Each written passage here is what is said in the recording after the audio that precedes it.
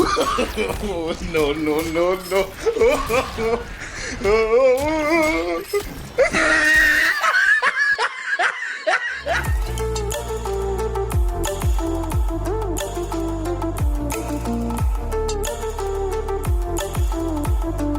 We've got prints and we've got awesome shirts, along with pillows, beach towels, and more. All available at the Underdog store, so don't wait any longer to treat yourself. Get yourself some awesome merch today. Every purchase helps support the channel and you look awesome while doing it. How's it going, everyone? My name is True Underdog, and it looks like Noob Saibot is one more character who graduated to God tier. So without any further ado, let's talk about why step by step. So for starters, Noob Saibot did get some tiny buffs on his crouch attacks. He's now more plus on hit, and that's a big deal because a lot of Noob Saibot's best strings up close do start off with high attacks, which means if you're not careful and you barely mistime your follow-ups, you are eating a very big uppercut to the chin. That happened to Noob Saibot all the time, especially in a bad connection. But thankfully with these crouch buffs, that's now less likely to happen. Very nice. In fact, it looks like his down 3 now jails into his forward 2, so that's also a very nice change. Forward 2, a fantastic move, got great range and pretty fast, but as you can see, it's a high attack, so uppercut city. Or at least it was before these buffs. Now that down 3 is better on hit, it's much easier to jail into his forward 2. Awesome stuff. And that's about it for the actual changes that Noob Saibot got, but even so, he is much stronger than before, and that's because his combo potential has finally been unleashed. So before, if you wanted to have his best punish combos with the teleport extender, or if you wanted his sickle snag to combo off of pretty much any launcher, you had to choose one or the other because they were both in separate variations. However, now that's no longer the case, which means you can do awesome stuff like this.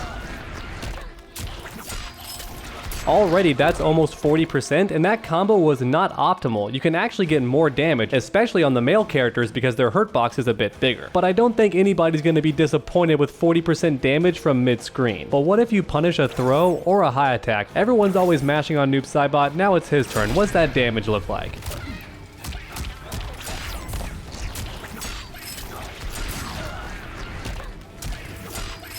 Oh my god, you're now getting 50% damage if they miss that throw. And I know that everybody blocks low against Noob Saibot because the guy doesn't have any threatening overheads, but let's pretend just for fun you land this crushing blow. What's the damage?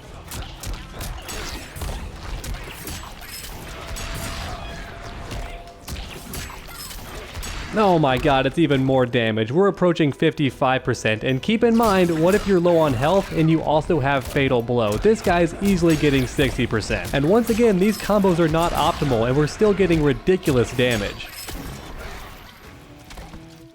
And you might be thinking, well, the opponent can break away, and that's certainly true, but if you expect that, you can actually get even more damage than you were going to before. So look at that 45%. Once again, I don't think that's optimal, but just look at all that damage. Noob Saibot is going to be a monster against casual players who break away at the first opportunity, so if you want to main this character, then just keep that in mind. That back 2 is great for extending combos after breakaway. So in a nutshell, Noob Saibot now has the best of both worlds. If you do anything even remotely punishable, boom, he's got a 7-frame combo punisher. It's gonna be damage city. And then if you dare whiff anything, he can catch you with forward 2. It's got tremendous range and 9 frames of startup. He is the whiff punish king, and once again, it's a combo starter for a lot of damage. And in fact, even this string can also be really good for whiff punishing, and once again, if he touches you, it's combo city. So when it comes to neutral or punishes, Noob Saibot is going to be one of the best characters in the game. But those aren't the only reason Noob Saibot has gotten a lot better, because next up, let's talk about Shadow Strike. So you've likely seen Shadow Slide at the competitive level. It's got better range than this move, but it was very unsafe on block until you got the option to meter burn it and keep yourself safe. And of course, that's a very nice option to have, but here's the thing, Shadow Strike is completely safe by default, and it doesn't cost you any meter. And as you just saw, it also hits low, so it can be a bit of a 50-50, especially against more casual opponents who don't know how to fuzzy block. So put simply, this move is Shadow Slide, only it's safe on block without having to spend any meter, and you know what that means, you have all the meter you want to extend combos instead. Or in other words, it's the best of both worlds. You can just go for this move in the neutral. If it hits, awesome, sickle snag,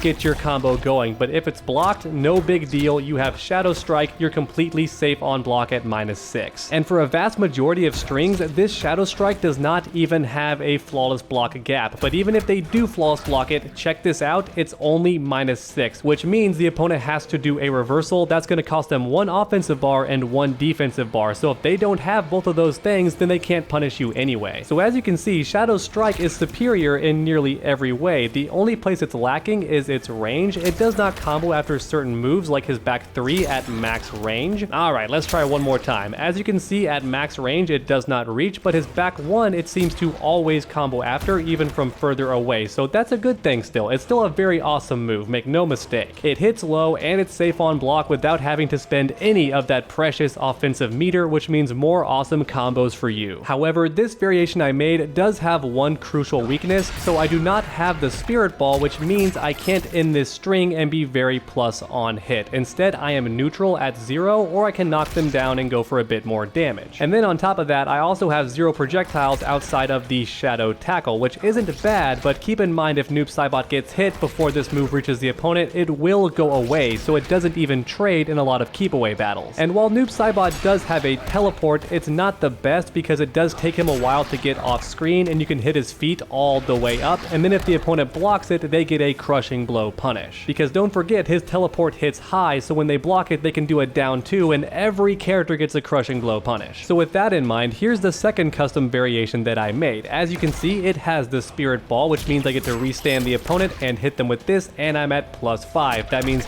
a guaranteed forward 4 if they press any buttons, or I can dash forward and throw if they're more defensive, all that good stuff. And on top of that, of course I kept the Shadow Strike, because why would you not want to be safe without having to spend a meter? That's an awesome thing to have. But that does unfortunately mean I had to get rid of one of his combo extenders, and I chose to keep the Sickle Snag because for me personally, it's a bit easier to convert off of most of my hits. Or in other words, every time I hit the opponent, Sickle Snag is going to make it very easy to extend my combos. However, with that said, the enhanced teleport also has its benefits as well, so I think this choice is going to come down to personal preference. I prefer the Sickle Snag, but some of you might prefer the teleport. And don't forget, Spirit Ball's not just good for plus frames, it's also a really decent projectile because Noob Saibot recovers so quickly, and that means 2 things. For one, he's really good at playing keep away once you learn the timing, because you can just keep throwing fireballs over and over and over. And then on top of that, he can also block really quickly after he throws it, which means from full screen, he can throw a projectile and then block pretty darn quickly. And then for the cherry on top, it's just good for converting off stuff, so right there, back 3 into Spirit Ball, really good move. And in fact, if you can't reach them with any of your normals, then Ghost Ball is always an amazing projectile option to have. It's just great for checking the opponent when you're a bit too far away to hit him with your fists or your feet. So as you can see, Noob Saibot is a much stronger character than he was before, not just because he got buffed in some minor ways, but because his combo potential has finally been unleashed. I'm not joking when I say this character is godlike, at least in terms of online play against most opponents. Your average Kombat League player is not going to know how to deal with all these safe options and all this amazing damage, especially off of breakaways. I'm telling you, for the first couple of months, he's going to be a monster, at least until opponents learn how to break away properly after they don't see him do the back 2. But since we are talking about Kombat League players, I don't see that happening very often. So once again, this character is going to be godlike against most of your opponents because now he's safe on nearly everything and he has better combos than ever before. But let me know your thoughts in the comments section down below. What's your favorite variation with Noob Saibot, and how do you feel about him now that he has custom variations? Post your thoughts down below, and then while you're down there, make sure to leave a like if you enjoyed the video. It really does help my channel out a ton. And then finish that combo by suplexing that subscribe button. That way you never miss a future video. Make sure to come back next time, and as always, stay underdogs.